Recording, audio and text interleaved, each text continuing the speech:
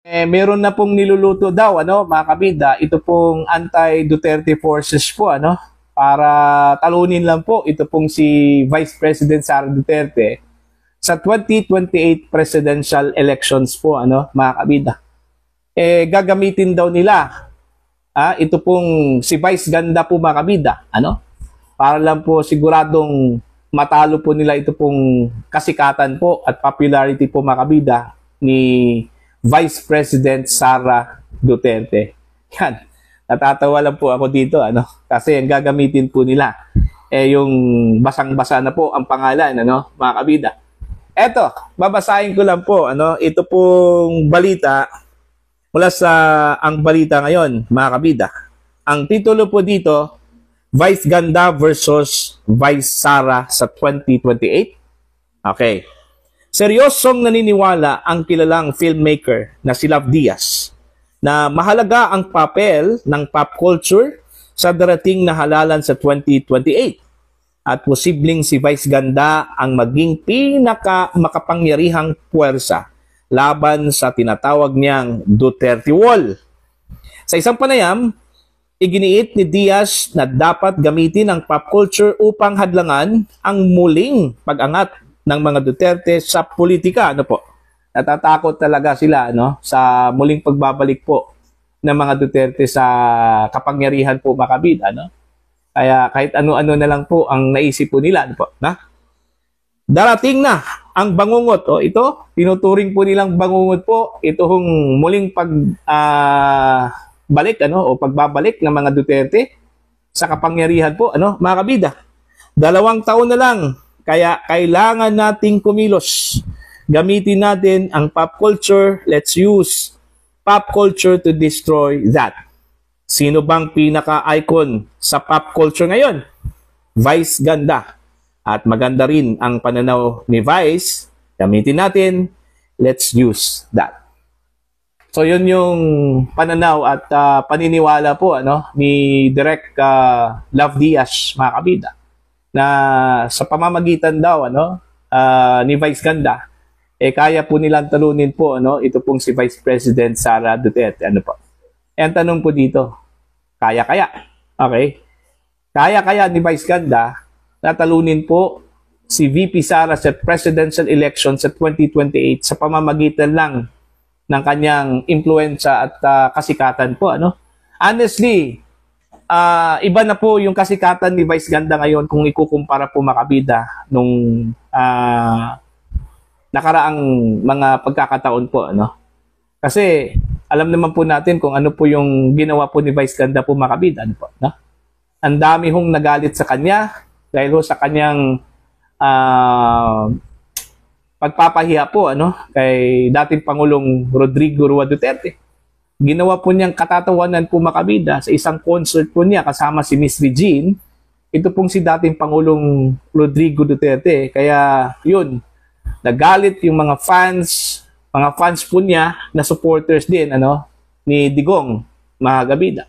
Kaya yun, nagsialisan po sa kanyang social media accounts, nag-unsubscribe at unfollow, mga kabida, ito hong kanyang mga supporters. At in fact, may usap-usapan dahil dun sa nangyari po, pinalitan daw ni Miss Heart Evangelista po, ito pong si Vice sa isang commercial po, mga kabida, sa isang fast food chain. Alright, dahil siguro ayaw po nilang bumagsak yung kanila pong negosyo po, most likely. Ito, paniniwala lang po, mga kabida. Alright, now, kung gagamitin po nila ito pong si Vice, sa palagay ko po, wrong strategy po 'yon. Okay? Wrong strategy po 'yon. Dapat ang gagamitin po nila yung walang bahid po. Okay? Yung wala hong pwedeng ibato na negatibo po, laban sa kanya. Dito kay Vice, meron Alright? Meron po So paano 'yan? Okay?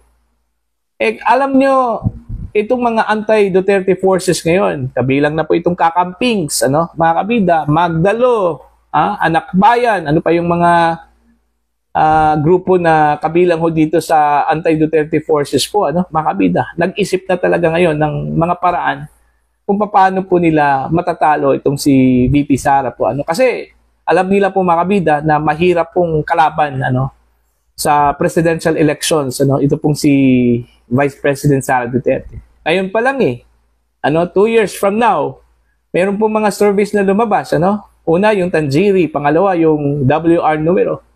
Patuloy pa rin yung pag-angat po, ano, ni VP Sara sa ranking, ano, mga kabida, sa mga potential candidates para maging Pangulo po ng Pilipinas sa 2028 po, mga kabida. No?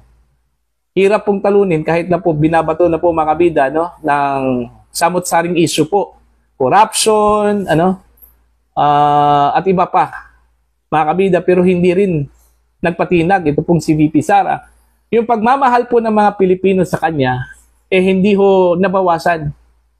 Sa halip po, mas dumami po, ano, yung sympathizers po ngayon. Kasi napatunayan po mga kabida, no, na purely accusations lang talaga, allegations, ano, yung ibinabato po sa Vice Presidente po mga kabida. Tingnan nyo anong nangyari po. Yung binabato po ng kanyang mga kalaban dyan po sa House, okay, na keso misuse of public funds, dun ho sa kanyang confidential funds po mga kabida, no? Kinurakot niya, sinamantalahan daw niya yung pondo po ng taong bayan, ano? Anong nangyari po? Bumalik sa kanila, ano, mga kabida. Dahil ho dito sa issue po ng flood control projects. Now, ngayon, sino yung lumulundag sa tuwa at saya? Di ba ito pong si Vice President Sara Duterte, ano? At luhaan po itong mga nag-akusa po sa kanya ngayon. See?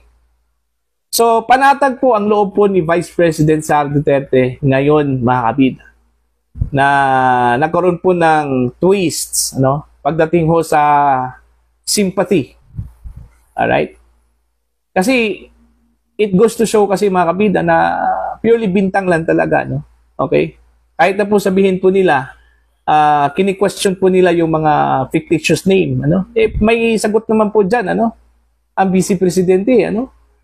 Sa term pa lang na confidential, hindi po pwede questionin yan. Kasi confidential nga Kaya nga nagtataka nga ako dito ho sa mga mambabatas po, ano? Sa mga kumi-question po, ano, sa pondo na ginamit po ni Vice President Sara Duterte. Okay? Sa Office of the Vice President and even sa Department of Education. Kasi alam na kasi nila na confidential yan, na hindi yan pwedeng ilantad po, ano? Yun pa rin iginiit pa rin nila, no, na meron pong nangyari hong nakawan po dyan sa pondo na yan, ano po, mga kabida. Kaya naman pong depensahan yan, ano? Kung hindi lang po naudlot yung impeachment trial po ni VP Sara, tapos na sana ngayon. Kaso lang po, dineklara po ng Korte Suprema ano, na unconstitutional po, ano.